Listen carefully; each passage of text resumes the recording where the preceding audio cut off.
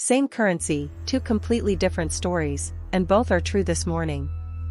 As of Friday the 7th of August, 2026, sterling is sitting almost perfectly still against the Japanese yen at around 213.00, with mid-market tables putting it near 213.19.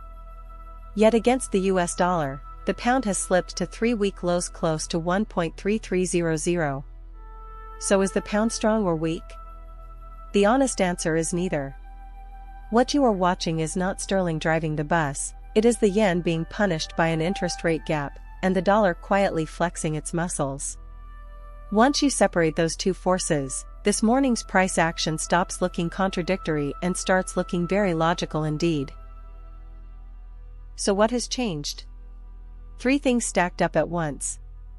First, UK fiscal concerns have come back to the surface, meaning traders are questioning how the government balances borrowing against spending, and that doubt gets priced straight into the currency.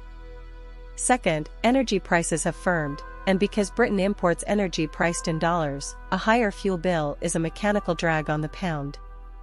Third, and most importantly for the yen side, the rate gap persists.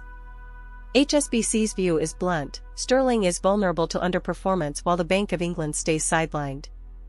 A central bank that is neither cutting nor raising rates gives currency buyers nothing new to get excited about. Here is where it lands in real life. If you are flying to Tokyo this month, 213 yen to the pound is genuinely generous, and your spending money stretches further than it has for most of the past decade. But turn the screen around. Every dollar-denominated import, from fuel to raw materials to a great deal of technology, has quietly become more expensive at 1.3300 than it was 3 weeks ago. That feeds into business costs, and eventually into shop prices. Meanwhile, fiscal nerves tend to show up in gilt yields, which is the interest the government pays to borrow, and higher gilt yields have a habit of leaking into fixed-rate mortgage pricing. Where next? Two levels matter. On the dollar side, 1.3300 is the line traders are watching, and note the tension. Analysts pointed out earlier this week that the pair was still holding above its 50-day moving average, a common trend gauge. That is a market where short-term momentum and the fundamental story disagree, and those standoffs usually resolve sharply rather than gently. On the yen side, the higher sterling climbs above 213, the louder the speculation about Japanese officials talking their currency up. Realistically, until the Bank of England gives a clear signal, or the UK fiscal picture sharpens, the pound stays a follower rather than a leader.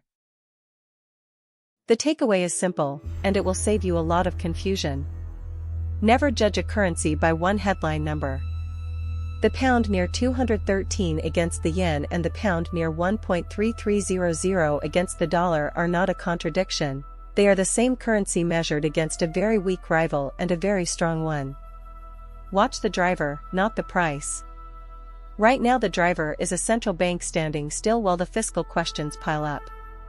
If you have money to move, dollars or yen, the timing difference between those two pairs is worth real money today, so choose your pair with your eyes open.